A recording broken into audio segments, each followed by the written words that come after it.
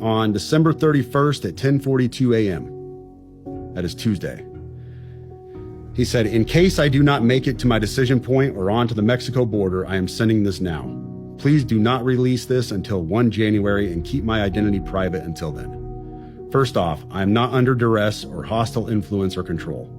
My first car was a 2006 black Ford Mustang V6 for verification.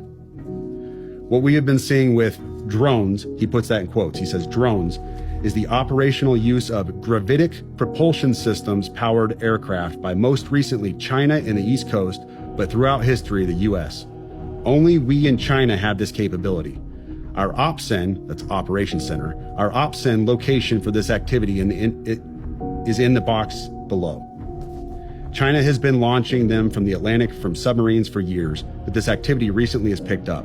As of now, it is just a show of force, and they are using it similar to how they used the balloon for SIGINT and ISR, which are also part of the integrated comms system. There are dozens of those balloons in the air at any given time. The so what is because of the speed and stealth of these unmanned aircraft. They are the most dangerous threat to national security that has ever existed. They basically have an unlimited payload capacity and can park it over the White House if they wanted. It's checkmate. US government needs to give the history of this, how we are employing it and weaponizing it, how China is employing them and what the way forward is. China is poised to attack anywhere in the East Coast. I've been followed for over a week now from likely Homeland or FBI, and they are looking to move on me and are unlikely going to let me cross into Mexico, but won't because they know I am armed and I have a massive VBID." Let me pause right there for a second. So he says a massive VBID. When I was talking to the FBI yesterday, they didn't know what a VBID was. I had to explain what that acronym meant, literally. You fucking serious? Dead serious. I said it twice and he goes, "You said that word VBID. Can you tell me what that is?" For your audience, a VBID, for your audience who has not been in the GWOT for the last 20 years, a VBID is a vehicle-borne improvised explosive device. In layman's terms, a car bomb, what we saw at Trump Tower. So, backing up, he says, "I am armed and have a massive VBID.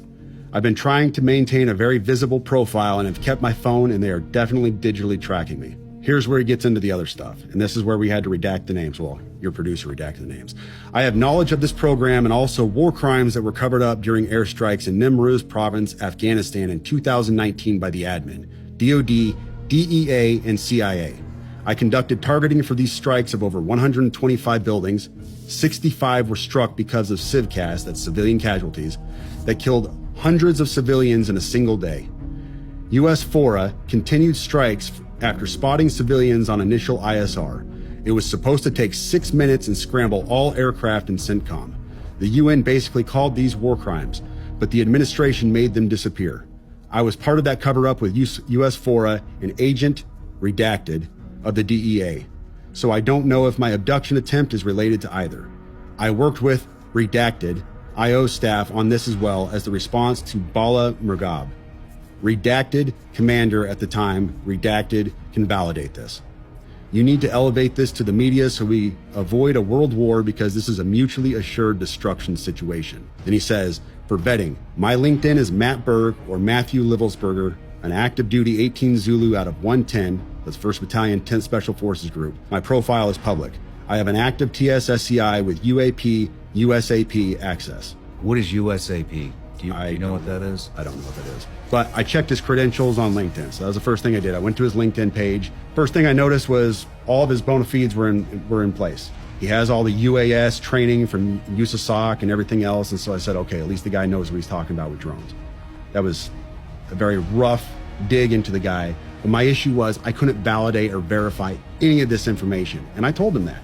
And how I responded to him was in a subsequent email. I said, "This is obviously a very big deal, but I don't have anything to verify this information with. Talking about gravitic propulsion systems without evidence just makes me another UFO talking head." Like, I'm not going to go on my social media page and start talking about UFOs and anti-gravity systems and everything. I don't know what you're talking about. I can't. And he said, "Can I get on Fox News Contact on Signal as well as Sean's show? Hegseth would be good too." That was his last message to me.